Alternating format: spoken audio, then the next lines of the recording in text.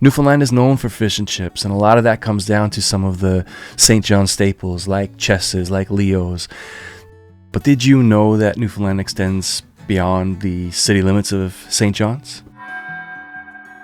So if you get outside the city and you want to explore Newfoundland and you want some ideas for like destinations where you can go for road trips, that's what this is. I'm going to talk a little bit about some of these restaurants, and I'll talk a bit about the flavors and the batters and the service and things like that. But this isn't a formal critique. This isn't a formal competition.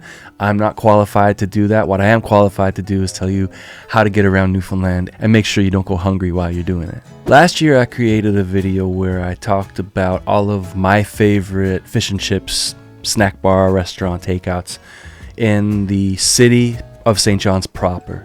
I did have one exception that was included because I just wanted to go there. Chafe's Landing in the town of Petty Harbor, so technically outside the city limits. There was also Keith's, which is in the Ghouls, which is technically inside the city limits. But this video here is going to expand outside the city. So that includes places as close as Mount Pearl and Paradise, and we go as far west as Lassie on the Bay Verte Peninsula. I haven't tried any places on the actual west coast or on the northern peninsula. There's a few other regions of the province that I haven't actually visited yet, and I am going to continue this journey and try to cover all of the best spots all around the province at some point.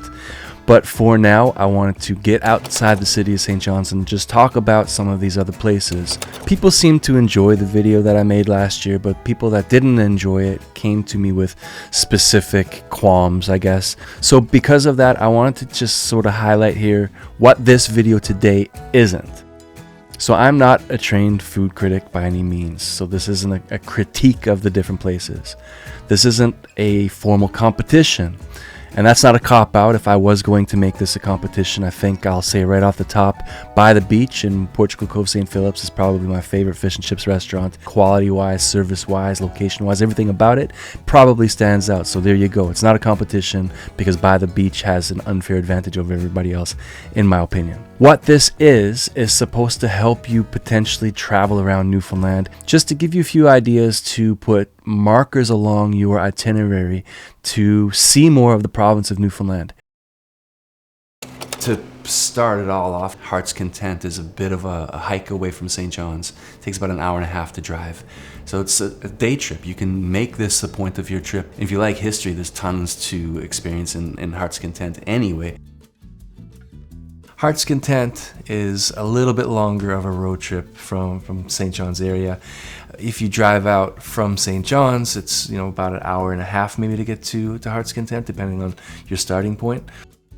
Heart's Content has a beautiful lighthouse with a little bit of a park around it. It has the cable station, which if you're into history, it's fascinating. But they also have Legs motel and restaurant. The restaurant itself was a little bit surprising how busy it was when I went in. I went on a Tuesday at like 2 p.m., 2:30 p.m. and the place was half full still. It's the type of place where one of the gentlemen that was actually eating saw me with my cameras, and we left kind of at the same time. He mentioned to me that he drove out from Carbonaire, which is close but not that close. It still takes a 20-minute drive to get to Heart's Content from Carbonaire. And he said he goes there for their burgers and the service. He just really likes the place. So take that for what it's worth. There's lots of places to eat in Carbonaire, and this gentleman made the effort to get to Legs specifically for their burgers and for their service. The sweet lady that took care of me also noticed my camera and asked if I would be putting a video up on YouTube. So for you, sweet lady, shout out to Legs in Heart's Content. Your fish and chips was delicious. Your restaurant is wonderful. And I highly recommend for anybody watching this to give Legs a try. So that was Legs. I'm in Heart's Content right now. And that was delicious. And the service was, of everywhere I've been so far, my favorite. It was the fastest I've ever received the fish and chips after ordering it. And the lady that served me was the sweetest person I think I've ever met in my life.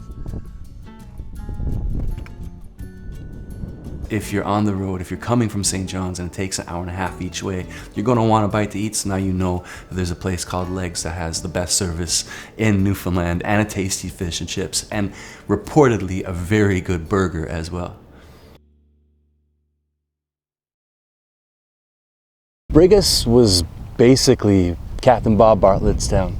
And Bob Bartlett was born in Brigus. There is a lot of those monuments around that remind people of who he was and his importance to the town, but also to, more generally speaking, Newfoundland history. In the town of Brigus, there was, until very recently, I think maybe it was last year now, but it was sort of recently anyway, there was a fish and chips place called E&E, I believe. It was famous, it was fairly well known, I shouldn't say famous, and they're no longer in operation. But there is a place that's kind of growing in profile called the Rise Over. Now the Rise Over is a pub.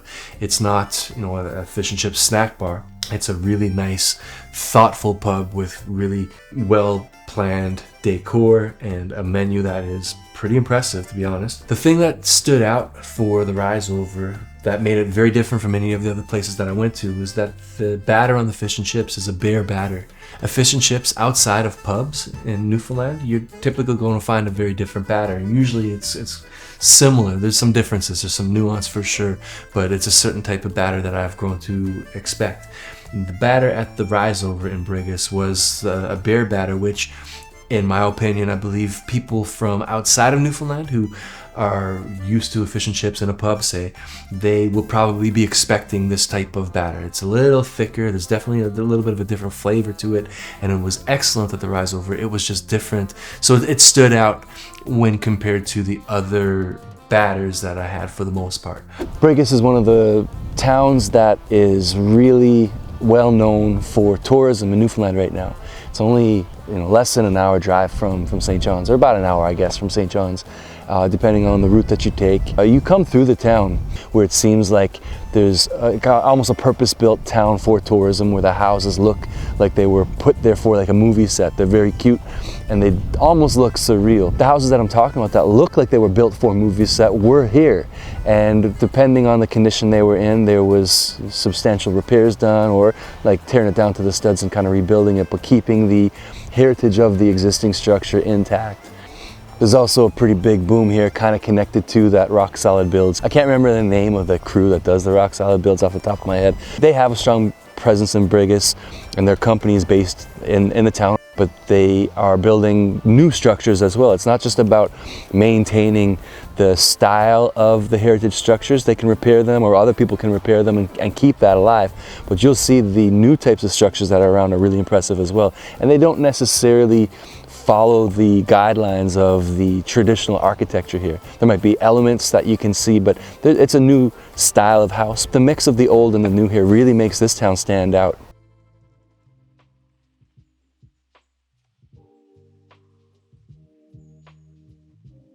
A couple of other batters that stood out really were on the western side of this trip. So in Lassie, there was Critch's Snack Bar, and on Fogo Island, the Cod Jigger.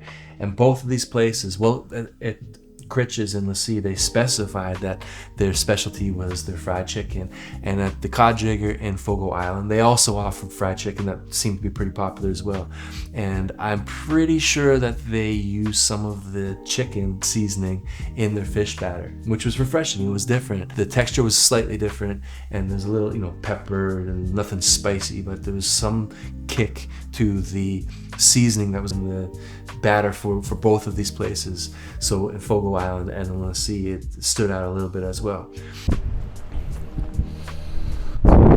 We're in Lassie right now. It's a little windy. Hopefully it doesn't sound too bad on the microphone here, but I'm absolutely blown away. It's one of those places that you see in pictures. It's pretty, but it's a lot bigger than I realized. It's still a very small town, but it's a lot bigger than I realized. A lot more houses. It seems like new cars, and the houses are up to a higher standard than I expected. So it must be a somewhat healthy economy around here. Beautiful town. We found a nice place for a bite to eat here called Critch's. I'm trying another fish and chips, of course, and I'm kind of excited to try it out. Really friendly service, I'll say, to start. And this is a long trip up from the Trans-Canada Highway, but so far, even with this weather, I gotta say it's absolutely worth it. It's completely blown my mind just how beautiful this town is. Most people think of Newfoundland as like a very unique province. Fogo Island is just the same way. It stands alone. There's nothing like it.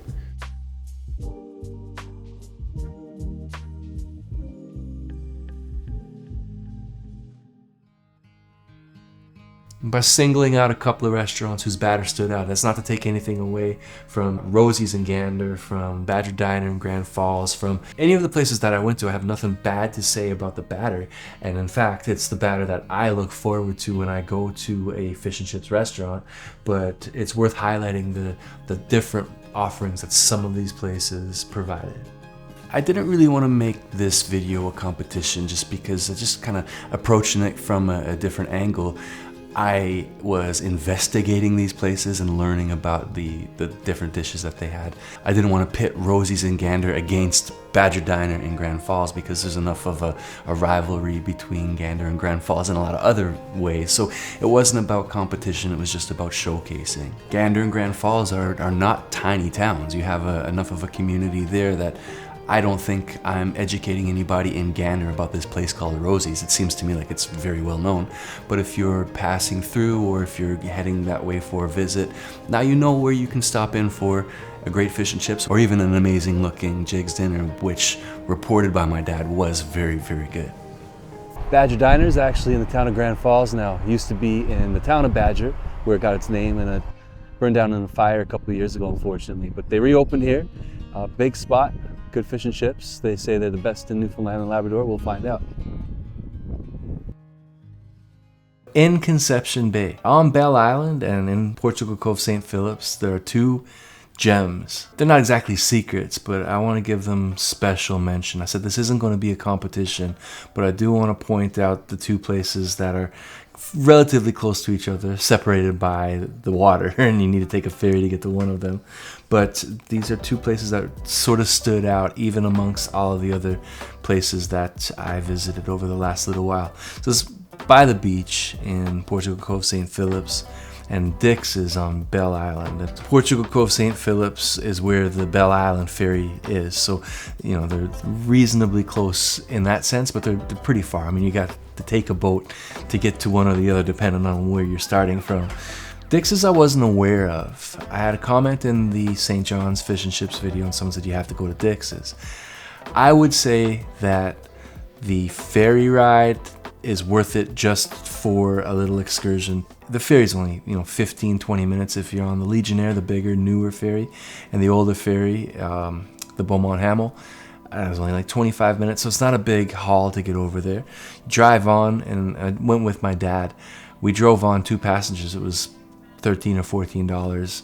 There's no real expense that you have to account for, but you do have to factor in a wait if you don't time it right with the ferry schedule. That's a consideration to keep in mind.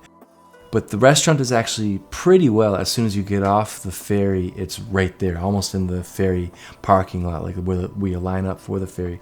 So it's really easy to get to. You don't need to navigate the island, but it is pretty nice to get up and explore Bell Island a little bit if you do make the journey across. But you don't have to, and if you just want to try the restaurant, it's easy to do. By the Beach has always been one of my favorites. It's a little bit of an excursion from Mount Pearl. It's not a far road trip or anything, but it's something that takes a little bit of effort to get there. When you get there, the surroundings are beautiful. The restaurant itself is pretty small. The seating area is small, but it's nice inside. It's cozy. The service is top notch. It's always so friendly. The people that take care of us every single time are always just happy to have us there. It really feels like that. The actual fish is delicious. Every aspect of the restaurant is just top notch. Captain's Table in Mobile is on the southern shore, just a little south of Bay Bulls, Witless Bay, then there's Mobile. Starting from Mount Pearl, it was about a 25-minute drive, so kind of like when I say by the beach, it's a bit of an excursion. It takes a bit of effort to get there, but it's nothing overwhelming. For something like a date night, I would strongly recommend the Captain's Table. Of course, I got the fish and chips there, but this was another one of those pretty large menus. They have all kinds of different options, so if fish and chips isn't your thing, you could still try the restaurant just for the experience. They claim to have the world's best fish and chips, and they have a few different awards from local voting campaigns, different sources that I noticed, so it's backed up at least within certain communities. Saying you have the best fish and chips in the world is a bold statement. I definitely liked it. Is it the best in the world? Could be. But the restaurant is just sort of decorated very nicely. And it's always nice to travel down Southern Shore. Even if you're just going Bay Bulls, Witless Bay, you're not going deep into the Irish Loop, going over the rolling hills on the coastal drive is fantastic. So highly recommended to try the Captain's Table and Mobile for the delicious food, but also for the experience of eating at that restaurant. They really took a lot of care to make that place look really good on the inside. Service was fantastic, and it was delicious. Just something to say about Rods in Clarenville specifically here. In the summer of 2022, we went on a road trip to the Burin Peninsula and the Bonavista Peninsula. So on the way out, we stopped at Rods in Clarenville because my buddy in Toronto, who's from Clarenville, Mitchell, raves about Rods. So I knew that they existed, and I knew that they had a good fish and chips. We stopped on our way out on that road trip, and I gotta say that even then I remember the fish and chips being fantastic, but the service in summer of 2022 was comically bad. And not bad like rude or anything, just like the people that were working did not want to be there. The friendliness aspect that Newfoundlanders are supposed to be known for just was not there. The people that were working that day did not want to be there. And I don't want to judge because I don't know what was going on in their lives at that moment. I'm not knocking it, like that was the experience, and it was almost charming because it was so surly, but it's worth mentioning. So when we went back to Rods on this trip, I'm very happy to say that the service was 180 degrees different. The people that were working there were very friendly. One of the guys I remember saying he was in a band. Sorry, I can't remember the name of your band, but shout out to you if you're watching this. But that's Rods in 2022, complete different staff in Halloween 2023. Oh, the fish and chips was fantastic still as well. It was, I got a snack size, which was hands down the biggest portion of fish and chips I got. So I can't imagine what the actual full size, like the dinner plate, would look like. So that's Clarenville, the land of Rods, the land of the biggest snack size fish and chips you probably find anywhere on the planet.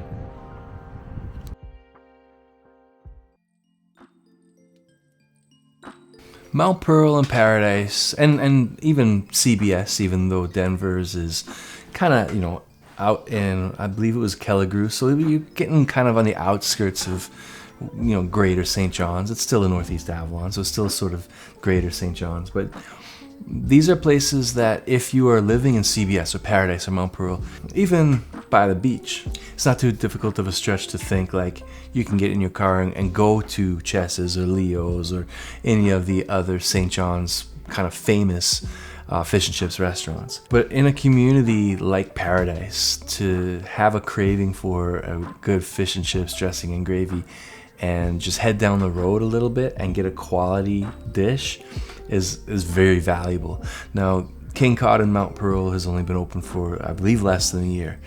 Codfather in Paradise, I'm going to Google how long they were around, and if I find the answer, you'll see it written on the screen here. But I've seen the sign for a few years for sure, but I don't remember being there for a long time. So, it's a relatively new offering. Denver's has been around forever, for decades. But having places like this close by is really important. Sometimes you just have a craving for good quality fish and chips, dressing and gravy, and you don't want to get in your car and drive down a freshwater road or make a journey out of it. You just want it to be simple. So having these places in Paradise, Mount Pearl, CBS, this is awesome. Is what you're ordering quality? Is it actually good? Absolutely. All three of these places, King Cod, Codfather, Denver's, they're excellent. Now, quick note about CBS. So I mentioned, King Cod and the Codfather in Mount Pearl and Paradise, respectively. They're great options for somebody who is in the west end of the city and you're craving a fish and chips and you don't feel like heading down a freshwater road. Or now you have options in these suburban communities of St. John's where you can get a quality plate of fish and chips. Denver's and CBS has been around for a lot longer than either one of these two places, but it's kind of the same thing. It's your community fish and chips joint. They have a lot of other things available. It's not a fish and chips centric restaurant, but they definitely have a good fish and chips. I'll state that unequivocally here. Equivocally? I think that's the word. It was good. CBS needs to have a few words about it as a community. So when I was in high school, I played basketball. I played for O'Donnell, and we used to go to Holy Spirit often, Queen Elizabeth from time to time, in Manuel's and Foxtrap, respectively. We would go as a family, as kids, we'd go to Berg's and Manuel's. And even though these towns are all amalgamated under CBS now, even though the distance from Mount Pearl was never super far, you really felt like you were leaving the city. You're heading kind of around the bay, going to these communities. I'm not saying anything bad about that. I'm just saying, like, in the St. John's area, the expression was, once you go past the overpass, you're around the bay. CBS is, I believe now, and you can correct me in the comments if I'm not right about this, but I believe it's by population the second largest community in Newfoundland. St. John's, CBS, then Paradise, and then Mount Pearl. So it's been growing really fast since amalgamating. Driving to CBS from St. John's or Mount Pearl or wherever is a lot easier now because it's relatively new, but it's not really new anymore. The highway that connects the city to CBS now is fantastic, and you can get around really easy. But once you're in CBS, be prepared for infrastructure that has not seemed to have kept up with the growth, and driving around at rush hour is just like driving around through friggin' Montreal or something like that. You don't move. Stop and go, stop and go. So it was interesting to see as a non-CBS resident. I don't know how I'd feel about it if I had to deal with it every day, but the growth in the St. John's area is not confined to St. John's, Paradise, Mount Pearl. CBS, from what I saw, is growing as fast or faster than anywhere else. I just finished the final fish and chips on this expedition. I went to King Cod last. It's the closest one to home, so I just figured if anything kind of like tripped me up, I wouldn't have to worry about traveling anywhere. This is literally like 3 minutes from my house, so it worked out well. No bad things to say about any one of the places that I went to. I've been saying that throughout this video a lot. Like, this wasn't really a competition. I just kind of wanted to talk about these different places in as many different communities, as many towns, as many different regions of Newfoundland as I could travel to in a reasonably short period of time, just a couple of weeks. So it's a lot of fish and chips for a couple of weeks. No regrets, but I probably won't be doing this again anytime soon. I really enjoyed the whole exercise, if you want to call it an exercise. So now I need to exercise. I'm going to be a little relieved that I don't have any more places on my list for this particular expedition. In Mount Pearl, we have a Chess's franchise or location, whatever you want to call it. We have other places where you can get fish and chips on the menu, but I picked King Cod because it is obviously a fish and chips first type of restaurant. So I wanted to pay these guys a visit specifically, and they didn't disappoint. And kind of like I mentioned when I was talking about the Codfather in Paradise, like, we're not far from Fish and Chips Row or any of the other major places that people already seem to know about in St. John's. But sometimes you just want a fish and chips, bring it home maybe for takeout or eat in, and to have it in essentially my neighborhood is just convenient, and it's quality as well. As not, you don't just go here just because it's close, you go because it's pretty good. So it's nice to have this in Mount Pearl or in Paradise or whichever community you happen to be in, to have a fish and chips restaurant. It's convenient. If you are looking for some ideas for a staycation, or if you're visiting Newfoundland from outside and you're just looking for something to do, take a fish and chips road trip and choose your destinations for traveling around based on some of the suggestions in this video and in that other fish and chips video that I created back in the spring, which I'll leave linked over here so you can check that out whenever you're ready, and I'll see you there.